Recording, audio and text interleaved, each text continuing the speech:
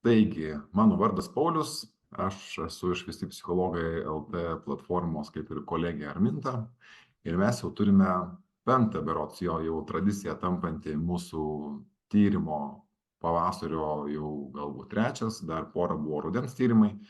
Pristatymą taip jau susiklostė, kad ir pavasarį ir rudenį mes su Sprinter tyrimais atliekame apklausą gyventojų, kaip jie jaučiasi, kokios jų emocijos, kaip patiria stresą, nerimą, įtampą.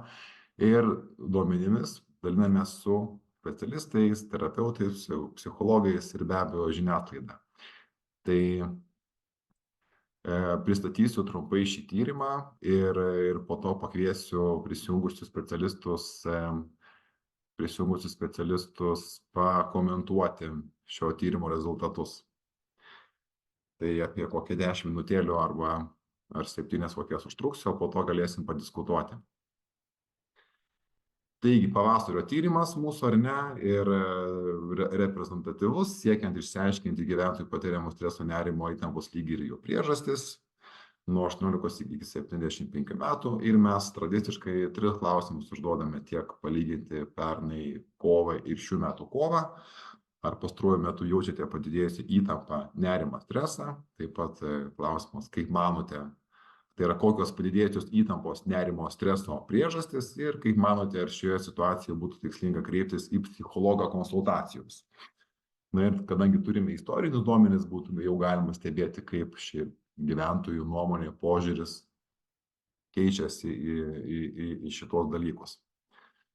Na ir štai matome prieš akis jau 5 stulpelius nuo 22 metų kovo, kaip keičiasi gyventojų savijauta, įtampa, nerimas, stresas. Tai 22 metų pavasarį buvo rekordinis aukštumose, tai matyti ir dėl COVID-o, ką tik, kaip praūžus dar besibaigiančio COVID-o, buvo aukštumose ir po to kiek pakrito, pasmuko, sumažėjo, tas raudonas ir toks ryškiai raudonas ir blankiai raudonas blokeliai, jie žymė tą dalį gyventojų, kurie sako, kad ryškiai raudonai, kad žymiai jaučia padidėjusi stresą, nerimą, įtampą, o kiti šiek tiek padidėjus. Tai matome, kad šių metų pavasarį kovą tai tokių buvo ženkliai ir jaučiantis padidėjusias blogas emocijas 66%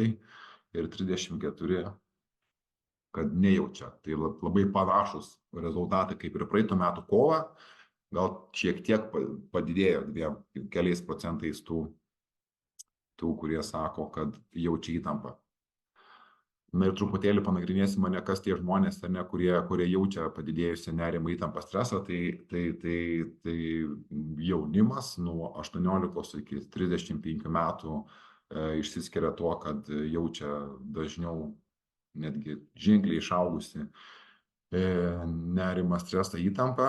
Tai tokio jaunimo kategorijoje, čia gal patys specialistai galėtų pakomentuoti, pasijungę, kodėl būtent jaunimas, ar dėl egzaminų, ar į dalykus žiūri jautriau, kurie kelia, dirgina. Taip pat, moteris išsiskiria, kad jos daugiau jų yra tarp tų, kurios jaučia padidėjusi nerimą, stresą, įtampą, čia gal irgi su emociniu pasauliu susiję dalykai, ar ne, vyrai gal, bet čia toks nėra didelis skirtumas tarp šitų rodiklių. Taip pat jau ir anksčiau buvo pastebėta tendencija, kad nevedę ir netekėjusios moteris, ar ne, jaučia gerokai daugiau, labiau jaučia blogas emocijas, neigiamas emocijas, negu vedė ir ištekėjusios moteris. Tai čia irgi tokio bendrumo dalykai, ar ne, svarbus, kurie daro įtaką. Taip pat gerokai daugiau neigiamų emocijų patiria mažiausias pajamas uždirbantis. Tai suprantama, čia matyti dėl to, kad kuo mažiau pajamų, tuo daugiau įvairių ir problemų pas žmonės. Čia matyti ir su to susiję. Ir, bene įdomiausia skaidrė ir rezultatai, tai yra būtent tai, kas lemia padidėjusios įtampos, streso, nerimo priežastis. Mes turim 3 metų rezultatus ir Ir tikrai čia gan detaliai yra išvardinta, čia yra spontaniniai žmonių atsakymai, kurie yra sugrupuoti specialistų į atskiras kategorijas, kad būtų galima po to kažkaip tai analizuoti. Tai matome, kad pirmoje vietoje nuo praeitų metų kovo, čia dar įdėjom rudens praeitų metų duomenis, kad karas, kas apima ir geopolitiką, ir Izraelį, ir visą kitą apima, nuo 17% augo pernai rudenį iki 39, dabar jau 53%. Absoliuti dauguma jaučia nerimą būtent dėl karo ir dėl to, kas vyksta ne Lietuvoje, bet tai veikia, gąsdina. Ir antro vietoj darbas, jis kažkiek sumažėjo, matyt, kad tas gal karas permušė ar ten užgožė. Ir taip pat sumažėjo finansiniai rūpesčiai, skurdas kažkiek, net štai buvo pernai, užpernai kainų augimas, infliacija labai kėlė įtampą ir per daugiau negu perpus sumažėjo ši priežastis dėl neigiamų emocijų. Tai matyti irgi pakviesim specialistus pakomentuoti po to, ką mato gyvai arba praktikoje bendraujant su žmonėm. Ar atitinka čia tyrimo rezultatai su to, kaip kas vyksta praktikoje. Ir pakviesiu kolegę Armintą pakomentuoti šį klausimą dėl to, ar tikslinga kreiptis į psichologo konsultacijos. Tai tokia iš psichologo akim žiūrint, gal tokie liūdni skaičiai, kad nors ir ta įtampa ir auga, bet ir norinčių kreiptis jų nedaugėja. Taip, tai galime pastebėti iškart, kad praeitais metais kovo, kai buvo atlikta šita apklausa, 44% respondentų atsakė, kad jie būtų linkę kreiptis psichologo pagalbos, bet šiais metais matome, kad skaičius sumažėjo iki 33%. Tai tokio pagrindinio faktoriaus galbūt išskirti, kodėl taip gali būti, nelabai galėsime. Galime galbūt pažvelgti į daugiau tokių veiksnių, kurie gali vienas kitam daryti įtaką, ar ne, tai ta pati infliacija, galbūt žmonės kažkiek taupo pinigus, savo biudžetą visai kitaip paskirsto, nemato gal didelės prasmės kreiptis į patį psichologą. Galėtų būti ta pati ir apatija, ar ne, kad išsivysčiusi, kadangi karas Ukrainoje dabar jau pradėjo eiti 3 metus, tai iš esmės su to streso lygiu mes kuo toliau, tuo daugiau susiduriame ir apatijos pats jausmas gali būti, žodžiu, išsivystęs ir žmonės nebemato galbūt kažkokios priežasties, kodėl tam galėtų kreiptis. Ir kitoje skaidrėje turėtų būti jaunimo skaičiai. Tai iš esmės linkę kreiptis į psichologus yra jaunimas, ar ne, tai nuo 18 iki 35 metų amžiaus, ir kuo amžius yra didesnis, tuo procentaliai tikimybė, kad žmogus kreipsis į psichologą, ji mažėja. Ir galbūt turim mūsų visuomenėje tą tokį požiūrį, stigmatizuojantį požiūrį, kad dabartinė jauna karta yra silpna, kad jie savo problemų pati išspręsti negali, todėl turi kreiptis kažkokios papildomos pagalbos, kas iš esmės yra netiesa. Netgi žiūrint į pasaulinius duomenis, kad žmonės, kurie serga depresijos kažkokiais sutrikimais, nerimo sutrikimais, vidutinis laiko tarpas, kada jie kreipsis pagalbos, yra 10 metų. Tai vadinasi, žmonės 10 metų kamuojasi su tam tikrų liūdesių, įtampa, nerimo, ar ne, kol pagaliau kreipiasi pagalbos. Tai šiuo atveju galbūt netgi galėtume pasidžiaugti, kad jaunimas nebijo ieškoti pagalbos, kai jos reikia. Jie mato emocinės sveikatos svarbą, prasmę, kokią įtaką jį daro mūsų gyvenimui. Tai gerai, kad jaunimas pagaliau kreipiasi ir nebijo to daryti. Ir paprasčiausiai savo problemas gali išspręsti greičiau, efektyviau ir galbūt kitus savo gyvenimo metus nugyventi laimingiau, nelaukiant kažko. Ir įdomus toksai iš tikrųjų čia matos toks lūžis ties sovietmečiu yra, ar ne, nes jau nuo 36 metų toje kategorijoje ten jau 3 kartus sumažėja norinčių, manančių, kad reikia kreiptis, tai tie, kurie jau gimė laisvoje Lietuvoje, turi jau kitokį mąstymą, ar ne, čia Taip, ir vat ta stigma labai prisideda, kad dauguma galvoja, kad jeigu aš dabar kreipsiuos pagalbos, tai aš esu silpnesnis iškart kažkodėl. Nors iš esmės kreiptis pagalbos ir spręsti savo problemas yra stiprybės ženklas, nes reikia susidurti su savimi, su savo mintimis, savo emocijomis, jausmais ir viso ko, kas nėra paprasta iš tikrųjų. Bet taip pat čia irgi yra tas, papildysiu, ar ne, finansinis aspektas, nes kaip pastebėjom ir mūsų platformai, kai organizacijos išperka galimybę kreiptis dėl konsultacijos į specialistą, tai ir konsultacijos vyksta, ir žmonės kreipiasi, naudojasi, tai gal čia ir, nemano, kad verta mokėti už psichologo konsultaciją kažkokių tai pinigų ir taupimas vyksta šituo atžvilgiu.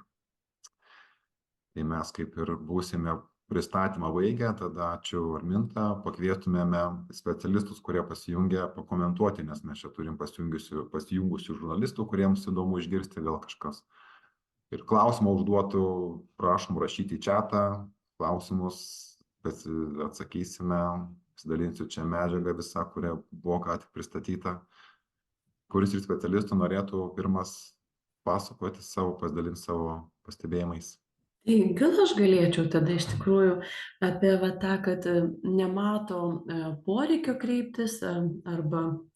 Aš manau, tame ir yra esmė, kad vis dėlto dar visuomenėje, nors jinai yra ir atviresnė, ir tą labai pastebim su jaunesne karta, iš tikrųjų yra turbūt dar daug nežinojimo. Kai kurie ir klausia, sako, mes nežinom, tai ką daro tas psichiatras, kuo skiriasi psichoterapeutas nuo psichologo, tai kuris ten duoda vaistų, kuris neduoda, kuris ten diagnozuoja. Tai tikrai dar visuomenėje yra nemažai nežinojimo tiesiog. Kokią aš naudą gausiu, jeigu aš eisiu pas psichologą? Arba kuo skiriasi tikrai, jeigu aš eisiu pas psichoterapeutą, kuo tai geriau ar blogiau negu psichiatras ar psichologas. Tai dar tikrai tą matau iš visuomenės ir labai džiaugiuosi atvirumu iš jaunesniųjų, bet ir iš vyrų, kad vis ateina daugiau ir daugiau vyrų. Ir tikrai tą pastebiu, kad nerimą daugiau iš tikrųjų išreiškia moteris. Ir labai jaučiasi tas bangavimas. Žiniasklaidai pasirodo vėl, kad karo grėsmė tikrai didžiulė Lietuvoje ir moteris pradeda apie tai kalbėti. Galbūt klientės ateina dėl kitų priežasčių, dėl santykių šeimoje, ar skyrybos, ar darbiniai santykiai, ar savirealizacija, depresija, ir jos irgi pradeda atnešti tą temą vėl dėl karo, nerimas dėl karo ir ką reiktų daryti, kaip reiktų keisti viską, ar ne, jeigu prasidėtų tas karas. Tai iš tikrųjų iš moterų tas atvirumas yra ir ateiti, tikrai tai yra drąsa, tikrai tai yra vėlgi pripažinimas, kad aš turiu problemų ir aš galiu jas spręsti. Ir dažnai ateina tikrai ne pirmaisiais metais, o jau prisikankinę nuo nerimo, nuo depresijos. Dažniausiai nuo nerimo kreipiasi moteris, kai jų vaikams atsiranda nerimo sutrikimai. Ir kai tu pasakai, kad vis dėlto tada ir moteris turi dirbti su savo nerimu, jeigu jinai nori padėti savo vaikams, ne tik vaikus leisti. Tai iš to, ką sakėte, aišku, tas vasario 24 ir 22 prasidėjo karas Ukrainoje, tai natūralu, kad kovą tada mes pamatėm didžiausią stresą, nerimą, įtampą. Ir visi čia mes pradėjom kolaboruoti su ukrainiečiais, palaikymo akcijos ir visokie donacijos ir panašiai. O dabar vėlgi mes girdėjom daug žiniose iš tikrųjų apie tai, kad galimybės labai aukštos ir trečiasis pasaulinis karas gali prasidėti, atsiprašau, turėsiu pasijungti kompiuterį ir vėlgi daugelis žmonių sunerimo dėl to. Galiu aš pratęsti ir papildyti. Paulius, komentuodamas statistinius duomenis, taip pat kreipia dėmesį, kad jaučia dažniau stresą būtent jauni žmonės ir aš noriu pasidžiaugti, kad būtent jaunimas toj grupiai ir linkę labiau kreiptis.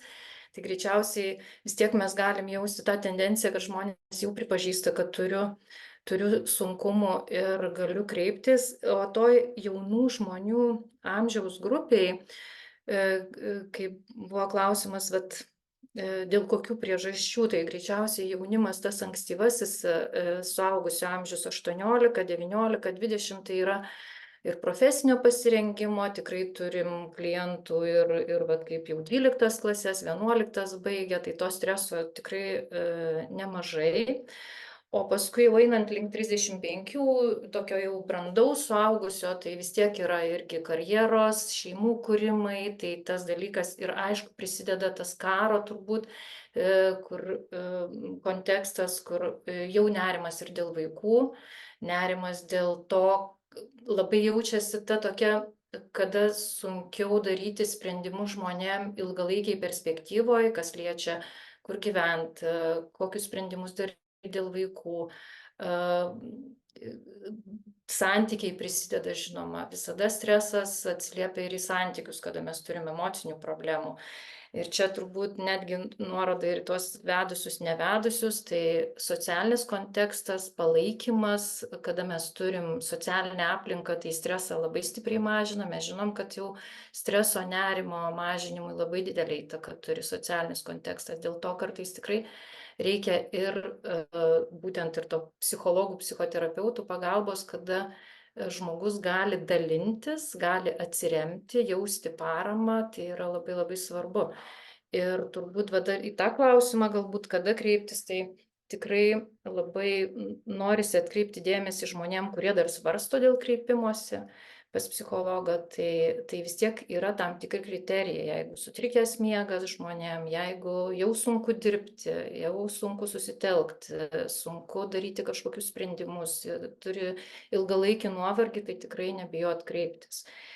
Tai va čia tokie truputėlį mano pastebėjimai. O tas augimas, va irgi šiandien pamąsčiau dar apie tai, kad po metų išaugo, mūsų pradžioj buvo tokia reakcija į tą karą ir dabar išaugo labai nerimas, nes mes tarsi turim dabar visuomenę ruošę tam atgrasimui, pasirengimui. Mes visą laiką buvom tokie taikos, neturėjom karo konteksto, o dabar mes turim būti parengti, tarsi mažinti mūsų karo grėsmę, mes turim visuomenę į tą karinę parengtį koncentruotis, kaip apsiginti, tarsi auginti saugumą savo, bet tuo pačiu mes nuolat ir nuolat galvojam apie tą karo grėsmę, tai žmonėm iš tikrųjų daug nerimo kelia.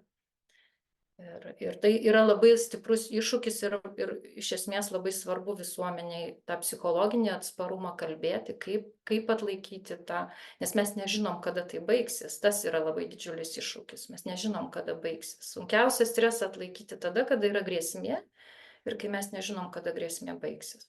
Mes turim neapibrėžtume labai daug gyventi. Tai tiek Ačiū. Čia dar klausimas po čate, kuo gresia ilgalaikis nerimas, ar tikrai būtina kreiptis į specialistus, tai čia gal tuo pačiu gal gali pakomentuoti.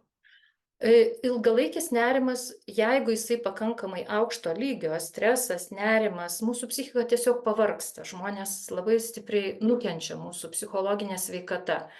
Tai labai priklauso nuo to, kiek mes atsparumo turim ir kokio aukšto lygio nerimas. Tai gresia perdegimu, depresijom, nerimo sutrikimais, sunkumais daryti sprendimus, sunkumais gyventi, daryti svarbius dalykus kasdienius. Sutrinka daugelis mūsų sričių, jeigu mes esam pervargę psichologiškai, tai kenčia mūsų santykiai, darbingumas nukenčia, miegas sutrinka. Tai ilgalaikis stresas, jeigu aukšto lygio, visada padaro šiokias tokias pasekmes palieka. Tai reikia stebėti save ir jeigu jau mums dar patiems netrodo, kad reikia kreiptis, bet jau aplinka sako, kad, nes ateinagi klientų pas mus sako, man sakė, kad jau man reikia kreiptis, patys dar ne. Tai va, tai jau reikėtų suklusti iš tikrųjų. Ačiū, Irena. Gal kas nors dar norėtų iš specialistų taip pat pakomentuoti? Dar tada labai trumpai tik atsakymas į tą, tikrai labai gražiai Irena papasakojo, daug didesnė tikimybė priklausomybėms išsivystyti. Jeigu mes nuolat jaučiam depresiją ar nerimą, iš tikrųjų tada lengviausias būdas yra pradėti rūkyti, pradėti narkotikus ir tą tikrai mes matom. Ačiū, Loreta. Aš dar galėčiau apie jaunimą pakomentuoti, kad ką aš matau iš tikrųjų, kad jaunimas yra labai jautrus, labai sąmoningas, bet taip pat labai jautrus. Ir labai toks, antisisteminis, žinokit, jiems stresą kelia ir tai, kad aš turiu eiti į mokyklą ir mokytis tai, ko galbūt man niekad gyvenime nereikės. Tai yra to sąmoningumo ir yra to, kodėl aš turiu perlipti per save. Ir kai kurie iki tiek, kad net nenori iš viso eiti į mokyklą, ar ne? Ir to socialinio nerimo yra daug, sakykime, ir viešojo kalbėjimo nerimo, bet ir apskritai, vat, ką pastebiu, yra labai daug ir dėl klimato kaitos jie nerimauja, ir kas bus, ir ne tik dėl karo, bet dėl savo ateities, kokią man profesiją rinktis. Kitąsyk ir labai jiems sunku sprendimus priimti, nesakau, kad visiems, ar ne? Bet tikrai yra labai daug jautrumo, sąmoningumo ir kitąsyk, vat, kaip gyventi toj sistemoje, kuri pagal juos jiems atrodo atgyvenusi jau ta. Mokytis tradiciniai mokykloj ir rinktis tradicinius dalykus, kaip kad sako, kodėl aš negaliu dabar, pavyzdžiui, kodėl aš turiu būtent eiti į universitetą, o jeigu man sunku mokytis, jeigu aš nemėgstu, jeigu aš ten disleksikas ar vėl kažkas, tai autistas ar dar kažkas, va tą sunkumą kaip prisitaikyti prie tos sistemos. Dar papildysiu, labai tampa populiaru turėti ADHD ir kitokius sindromus, nu, ne sindromus, bet tokias išvadas ar diagnozes, vadinkim, ar ne, netgi didžiuojasi paaugliai, va štai mano toks yra. Dar čia matau yra čia klausimas, kokia galima nerimo prevencija. Gal Loreta kažką galėtų patarti, nerimo prevencija? Na, nerimo prevencija, tai vienas dalykas, aišku, yra akivaizdžiai įrodyta, kad optimistai, ar ne, tie, kurie tiki, kad viskas bus gerai, vėlgi tai yra apie mūsų požiūrį į gyvenimą, mūsų požiūrį į darbą, ar ne, kodėl, sako, vyrai mažiau nerimauja, ar ne, ir sako, bus problema, tada ir spręsiu. Na, tai vis dėlto tai labai yra požiūrio reikalas. Aišku, kas liečia optimizmą ir psichologinį atsparumą, tą galima išsiugdyti, bet geriausia tada yra ir dirbti su, pavyzdžiui, kognityvinės elgesio terapijos specialistais, kur mes ir susipažįstam su savo požiūriais ir juos keičiam, ar ne, su savo mąstymo klaidom susipažįstam, ar ne, kaip perdėtas apibendrinimas ir panašiai. Aišku, labai padeda su stresu ir nerimu, tai kuo daugiau būti gamtoje. Yra vėlgi pastebėta, kad miestai, kuriuose daug yra žaliųjų zonų, parkų, ten žmonės mažiau serga, ar ne? Nerimų, depresija, ta prasme, kad imuninė sistema jinai stiprėja ir mes rimstam gamtoje, sportuodami. Vėlgi, kas dažniausiai vyrai tą daro, ar ne, kai pastoviai sportuojam, vėl mes iš tikrųjų keičiam savo psichologinę būseną. Ją gerinam. Dar jeigu galėčiau truputėlį įsiterpti dėl nerimo prevencijos, papildyti Loretą, kad iš tikrųjų nerimas, kas yra nerimas, tai yra nuolatinis galvojimas apie tai, kas bus. Ir mintys yra neigiamos apie ateitį. Ir mes tos ateities negalim numatyti, jinai pas mus tikrai neapibrėžta ir kelianti nerimą, bet labai būtų naudinga tą psichologinį atsparumą stiprinti, telkiantis į čia ir dabar, į tai, kas šiom dienom aktualu, kas šiandien man aktualu, stiprinti tą būtent gebėjimą susitelkti ir tvarkytis būtent su nerimo mintim, nes nerimo mintis labai dažnai piešia mum tokius katastrofinius scenarius, kurie dažnai neišsipildo ir žmonės nešioja labai daug to menamo pavojaus. Tai vat būtent atpažinti tas mintis ir telktis į tai, kas šiandien svarbu. Tai daugiau koncentruotis į tai, ką mes dar galim šiandien daryti, kuo gyventi šiandien. Čia papildysiu, Irena, toks egzistuoja požiūris, kad va štai galvosiu apie blogiausią, o kai jis tai neatsitiks ir man viskas bus tvarkoj, tada man bus geras jausmas dėl to, kad neįvyko blogiausia, bet tada tu to gyveni to tokiu negatyvu, ar ne visą laiką, tikiesi blogiausia. Gyveni nerimu ir dažnai čia tikrai sutinkam tokį mąstymo modelį žmonės, tokį tarsi įveikos būdą, kad galvosiu, tai reiškia neatsitiks, bet tai užsiaugina labai daug nerimo, patenka į nerimo ratą žmogus ir jisai niekaip negali iš to patekti, ištrūkti. Tai yra gana žalingas mąstymo modelis ir ilgalaikiai perspektyvoje tikrai padarantis nemažai. Žmogus pavargsta, nemažai žalos padaro. Tai tikrai nėra labai sveikas mąstymo būdas. Ačiū, Irena. Gal Elena, matau, Sonata išjungė mikrofoną. Tai gal dar irgi šiek tiek apie tos nerimo, mes daug apie patį nerimą, kaip kalbam, bet tikrai daugiausia turbūt suvokiam, kad to nerimo turim, bet o ką su juo daryti, ar ne, kaip savo padėti.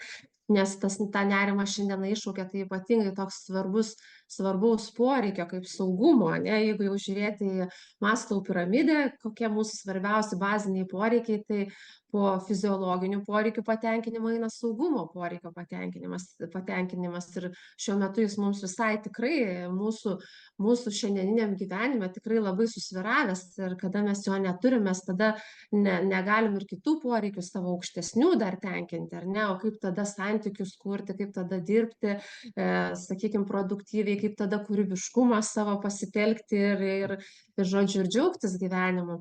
Tai va, ir kad tą viską galėtumėm turėti, tai vis tiek nerimaujantiem žmonėm, aš taip galvoju, kad vis dėlto yra vienas iš svarbių dalykų, kad turėti ir planą tam tikrą, ar ne tokį, o ką daryti, tai pasiruošti, ką mes galim pasiruošti, kai mes nežinom, ar kažkas bus ar nebus, bet šiek tiek galim, ne, tai galim, ta prasme, net jeigu būtų blogiausia, ko mes tikimės, nu tarkim, ištiktų karas, ar ne, tai vat ką aš darysiu, šiek tiek turėti tokį, kad ir tą, galbūt reikia išgyvenimo kuprinę būt susidėjus, galbūt kažkokių maisto atsargų būt susidėjus, jeigu kažkam to reikia, ar ne, nebūtinai tikrai visiems, bet ką tas ramina, tas visai gali padėti ir nu, mes su klientais kartais netgi tokius planus pasidarom ir jie tikrai tam tikrą tokią gerą įtaką padaro, ne, arba ką aš darysiu tada, kai tas ištiks, sakykime, kokiu mūsų šeima, arba aš kaip asmuo, kokiu imsiuos, sakykime, ar ne dalykų, kaip aš reaguosiu. Ir tikrai tos informacijos yra daug, dabar labai lengvai galim jos rasti, kaip šitiem dalykam visiems pasiruošti. Ir dar mes tokį turėtumėm turbūt pagalvoti, kad ne viską gyvenime galim sukontroliuoti. Vat nerimautojai labiausiai ir nori sukontroliuoti, ar ne? O čia šiek tiek paleisti tą kontrolę, kad, nu nežinau, ištiks ar neištiks mūsų karas, nežinom niekas, bet ta prasme, kad ir kitų dalykų mes savo gyvenime negalim sukontroliuoti. Mes nežinom, ar ne, kaip šita diena mums baigsis 100% iki galo. Tai toks kad atrodo čia, jeigu žinočiau, bus ar nebus, gyvenčiau lengviau, bet aš daug apie savo gyvenimą nežinau iš tikrųjų, kas manęs laukia po mėnesio. Lyg žinau, bet kažkas gali būti tikrai ir nenumatyta. Ir kada paleidžiam tą kontrolę, kad galiu leisti gyventi, bet kaip gerai kolegė pasako, labiau čia ir dabar, paleidęs tą kontrolę iš savo rankų, tai irgi tokio raminančio efekto duoda. Aišku, tos pačios, ką kolegės minėjo, ir tos pačios susitelkti daugiau ir ties maloniom veiklom ir turėti nedidelių tikslų, kad ir nedidelio, ar ne, jeigu mes galim turėti didesnių, puiku, bet kad ir mažų tiksliukų, ar ne, ir tas jau irgi padeda išgyventi. Keletą dalykų norėjusi paminėti. Ja, tikrai sutinku su kolega, kad vat, kai ruošiamės, kai kalbam su klientais, tai gerai, ten koks planas B, tai nurimstama yra. Ir tikrai, vat, vėlgi, galbūt tai ne visiems, čia yra ir požiūrio reikalas, bet hipnoterapija tikrai padeda dirbti su savo nerimu, kadangi mes ir intuiciją skatinam, jinai padidėja ir iš tikrųjų žmonės pradeda jausti daugiau ramybės. Čia vat panašiai kaip su ta meditacija, tik čia mes galim išsiaiškinti nerimo priežastis, nes visą laiką yra kažkoks tai trauminis įvykis, dėl ko ir kada žmogus pradėjo nerimauti. Tai nenutiko nei šiandien, nei vakar, ar ne, tik tam tikri įvykiai gali tai suaktyvinti.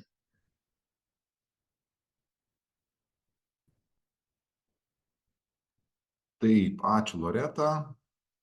Gal dar Elena, Viktoras norėtų kažką pridurti?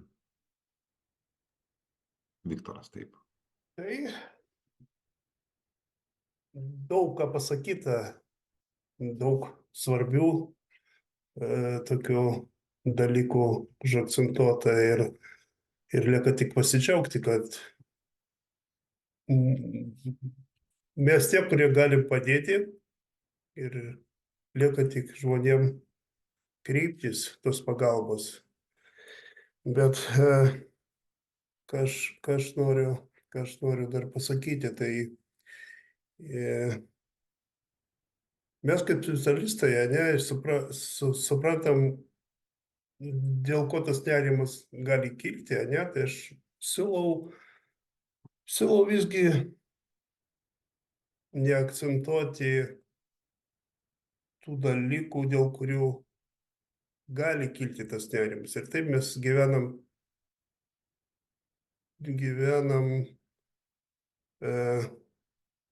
ir jaučia pakankamai daug įtampos, ne, ir jeigu dabar paklausti, ar yra dėl ko dėl ko bijoti, ne, visi mes girdim tik apie karą, bet kaip tokios tiesioginės grėsmės nėra. Ir tas supratimas būti čia ir dabar, ne, ir tada nėra dėl ko nerimauti. Arba tas nerimas bus mažesnis. Tai todėl, kad nerimas, kas bus, jeigu bus. Bet jeigu mes akcentuosim buvimą čia ir dabar, ne, tai greičiausiai, kad arba tas nerimas sumažės, arba jo nebus. Tai vat mes kaip specialistai, aš tai siūlau tai daryti. Nedidinti tą nerimą, jo mažinti per tą buvimą čia ir dabar. Ir mes tai darom su klientais, bet to pačiu ir savo užduoti klausimą, ne? Ar yra dėl ko nerimauti, ar tai tas nerimauti yra dėl ko, bet ar antiek tas nerimas bus toks stiprus. Tai va, tik apie tai aš norėjau truputį paminėti. O tas dar vienas dalykas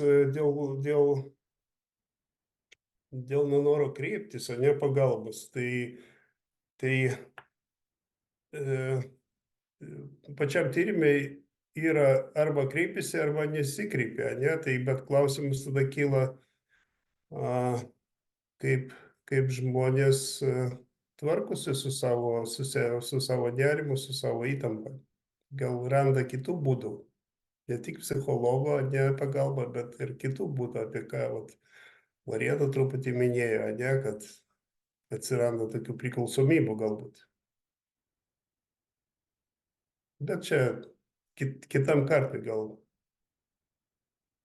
tą galima įsiaiškinti. Tai pačiu Viktorai, kaip sakoma, reikia džiaugtis gyvenimu čia ir dabar. Ne, akimirka žavinga, o dar pratęsiant ar ne, tai matome, kiek yra milijonų pralošiama ir kazino, kas matyt prie kazino galima pridėti ir prie alkoholio bei cigarečių dar ir kaip papildoma savęs linksminimo žalinga priklausomybė su baisiom pasekmėm. Taip, ačiū, gal Elena dar kažką pridurtų pabaigai. Aš labai trumpai, ar girdžiuosi? Taip, puikiai. Kelis tokius aspektus, ko kolegos galbūt dar nepaminėjo, tai kalbant apie amžiaus grupę, žinoma, yra gerai pasidžiaugti, kad jaunimas drąsiau kreipiasi ir kartais ir nustebina savo atvirumu ir tokiu atsidavimu psichologui, bet kartu turiu pastebėti, kad tikrai tam labai patogiam ir, sakykime, materialiai patogiam gyvenime natūraliai jaunesniai kartai galbūt šiek tiek trūksta tam tikrų įgūdžių. Kai žmogus mažiau susiduria su tokiais paprastais iššūkiais, daugiau apie jį yra pagalvota ir užtikrinta, kaip mėgsime sakyti, ar ne, burbulė tam tikram finansinio patogumo žmonės auga, jie natūraliai nesusiduria su kai kuriais iššūkiais ir staiga jiems, na, kaip pasakyti, kartais žingsnis į gyvenimą po 18 ir 19 atrodo labai baisus, nes vykti tam gyvenimui nelabai kas paruošia. Ir kadangi tenka dabar dirbti su tokiais, sakykime, jaunuoliais, tai ir pati buvau nustebusi, kokį didelį nerimą patiria dėl to, nes neturi įgūdžių. Tai apie tos įgūdžius, čia tuo pačiu ir apie nerimą, trūksta tikriausiai mums, kaip visuomenė, pat įgūdžių tvarkyti su nerimu. Nerimas pas savaime, arba mėgstam čia vadinti stresas, yra natūralus reiškinys žmogui. Bet ar mes mokame su tuo tvarkytis? Tai yra įvairių būdų, apie juos gal šiek tiek per mažai ta visuomenė šviečiama. Lyg tai visi išpučia kaip didžiulę grėsmę, tą didžiulį baisų reiškinį kaip stresas. Ir įsivaizduojama, kad nuo to streso galima ten pabūrus, papūtus ar tabletį išgėrus kažkaip išgyti. Bet mes negalim išgyti nuo savo emocijų. Stresas yra normali reakcija, neįtariama arba tikrą grėsmę. Tai įgūdžių klausimas, manau, labai svarbus ir kad šitoj grupiai 18-25 taip pat ir įgūdžiai plačiaja prasme, ne tik tvarkymosi su savo emocijom, su savo reakcijom, su savo, sakykime, požiūriu, laiko planavimu, taip pat kompetencijos klausimas, ar ne, ir čia su to mokyklos lankymu, nelankymu. Žinoma, labai baisus stresas, kaip pasakyti, egzaminai, bet kartais toks klausimas tikrai ne apie visus jaunuolius, bet kiek kuo aš didesnę jų turiu kompetenciją arba jaučiuosi kompetitingas, tuo aš to streso mažiau patiriu. Tai čia truputį apie tokį irgi savęs įveiklinimo, kad kas nuo manęs priklauso. Be abejo, daugybė dalykų nepriklauso, bet kažkas visgi priklauso. Tai vienas iš tų būdų yra kompetencijos savo ugdymas. Tai šiek tiek apie kreipimąsi, nesikreipimą į psichologus. Galbūt šiek tiek žmonės stabdo, ir kaip jūs pastebėjote, kartais ir finansinis aspektas, todėl kad dar vis žmonėm truputį mistiška tai, kas ten pas tą psichologą vyksta. Tai ir visuomenės švietimas, kokios problemos, kokiais būdais gali būti konkrečiai įveikiamos, taip pat, manau, turėtų didelį poveikį, nes žmogus ateina tikrai neretai pas psichologą kaip pas burtininką, arba kaip pas būrėją, arba jis nežino, kas čia vyks, kaip čia kas, ir dar kai jam reikia mokėti pinigus, ir darbas dažniausiai ne vienos konsultacijos, ar ne, ir užtrunka 15-20 ar daugiau, tai va to aiškumo, kasgi ten nutiks ir kokiais būdais man čia kas padės, galbūt ir mes psichologai turim tai labai transliuoti aiškiai. Nu tada matyt atsiras ir motyvacija už tai mokėti, ne už kažkokį tiesiog pabuvimą malonų pokalbį. Tai tiek tikriausiai. Na, va, reikia ir užsakyti paslaugą, ir sumokėti, ir dar po to pačiam su savim dirbti, ar ne? Tai labai daug darbo dar kainuoja. Tai daugiau klausimų mūsų čate neturime. Liktai visi viską, kas ką turėjo pasakyti, pakomentuoti, papasakojo, pasidalino įžvalgomis. Tai ačiū visiems už sudalyvavimą ir geros dienos. Visi psichologai.lt padedame jaustis geriau.